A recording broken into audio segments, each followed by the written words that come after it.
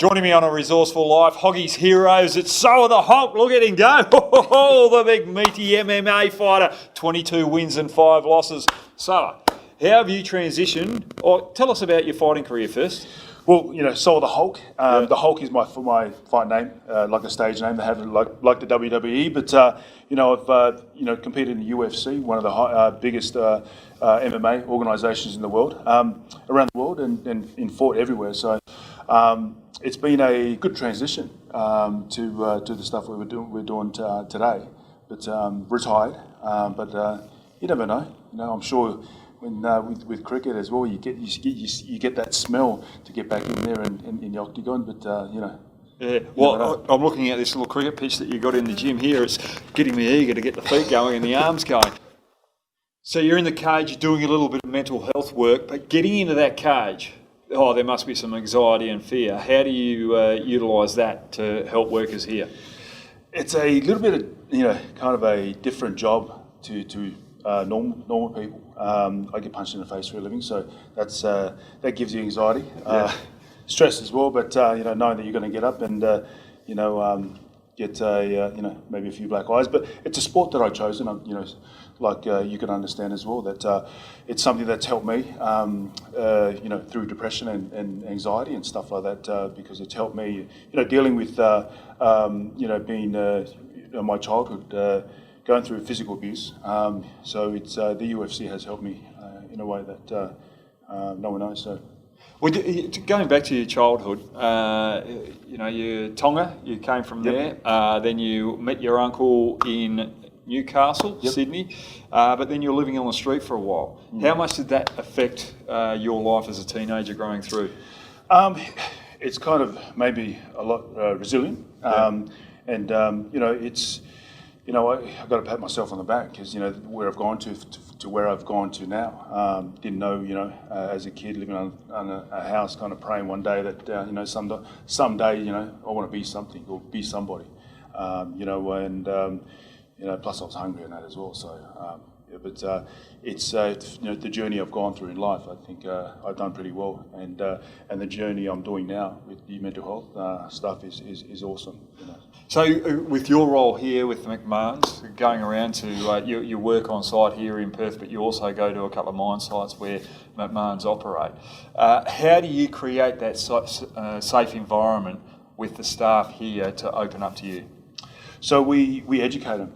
And we have programs that we run. So Strong Minds is a company that we use that to go into mining companies and different mining companies. It could be any other mining company, and we roll out mental health presentations. They're like toolboxes.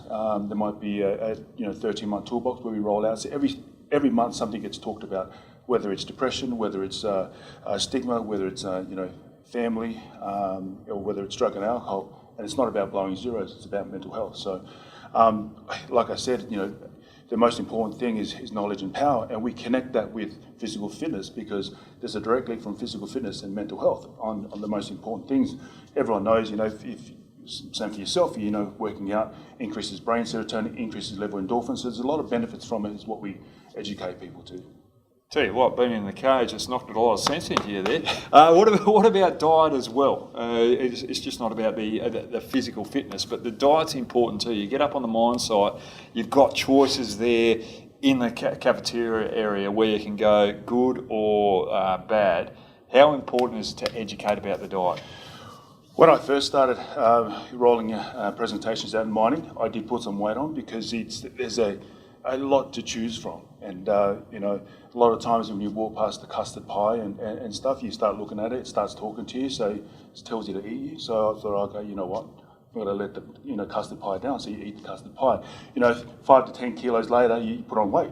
So it's important that you educate people on site to eat in moderation, and just get them into just knowledge is power again. So making sure that they know. How much to eat and what to eat, and as well, everyone has their bad times where they might have a couple of beers and might overeat, but then they can get back into it and roll out again. Actually, I was just reading a book the other day. I came across it, Flow, Psychology, and it's just bringing up the drink and so easy to go to the bar and go, right, I'm having a bad day, I'm going to go and have a drink.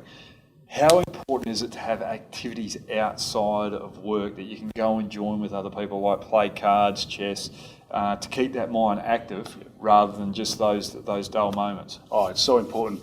And because of COVID, that has stopped a lot of people from doing activities, especially on mine sites and that as well, where, when it first started, workers would finish work, they'd do a 12, 13-hour shift, they'd go get their food and then go straight back to their room. The gyms weren't open, they weren't allowed to do anything. There was, a lot of social distancing, so even still to this day, there's a lot of limited things that you can do, especially in Victoria and stuff. So there's so important, making sure that and we've got a program where an app, and we would run live concerts where every fortnight a live concert that we run.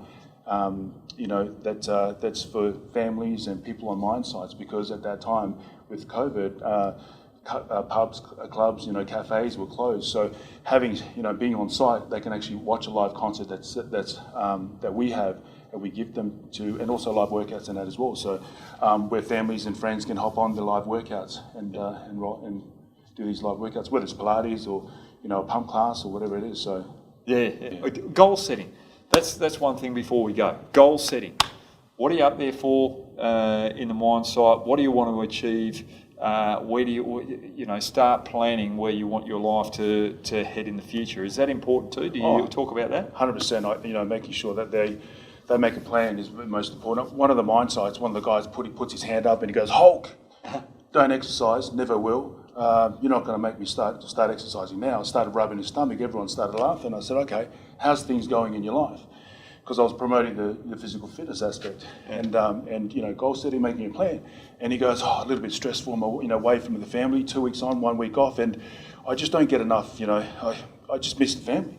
I'm away from Christmases, birthdays, but that's life. I make sacrifices, and I get a bit depressed. I'm on antidepressant tablets and stuff, and I say, okay, well, some things that I do when I was going through depression, anxiety, is hit the gym, whether I'm punching a boxing bag, lifting some weights, because there's a lot of benefits from exercising. Like I said, it's increases brain serotonin, increases level of endorphins. You feel good when you exercise. And then I said to him, look, I don't make anyone, get down and do 100 push-ups, 5 kilometre run or whatever it is. I just educate them. I say, look, if it's helped me through the times I was going through depression, anxiety, it could help you too. You might want to start simple, go to the gym, maybe do 500 metres where you're walking, or do something that's enjoyable. Take the kids down to the park and kick the footy around, play some cricket, because it gets them off playing the Nintendo and these kind of board games and stuff like that, get them out and get them moving. Or, you can do something where partners, like you just said, before work, let's hit the gym, or after work, let's hit the gym, or do a class or something like that. So, or make a plan, and that's when a lot of, companies now that have, whether they're wellness coaches, that you can always, reach out to them and ask them that you want to make a plan. So in 6 months, I want to be this, or drop some weight or whatever you want to do. But at the end of the day, as long as you keep moving, because it is hard times at the moment with COVID. So, if everyone can kind of get out there, keep moving, keep healthy, eating well, and that will be in a better place when this hopefully is over soon. Yeah. Well, you brought up one good thing there. If you're not keen on getting in the gym or fitness, you're finding it hard to get motivated, find an activity that you like, whether you might want to go and play tennis, might want to go and play indoor cricket. That's something that you enjoy, and that might start that motivation of going, all right, my body's feeling a bit better. I might go to the gym 1 session a week or 2 sessions a week. It all starts from there. Now, we're going to finish up now, Soa, and we're going to go and get in the cage and have a bit of a wrestle, because I don't fancy myself against him, but I want to see what he's got. All right, come on. Not bad.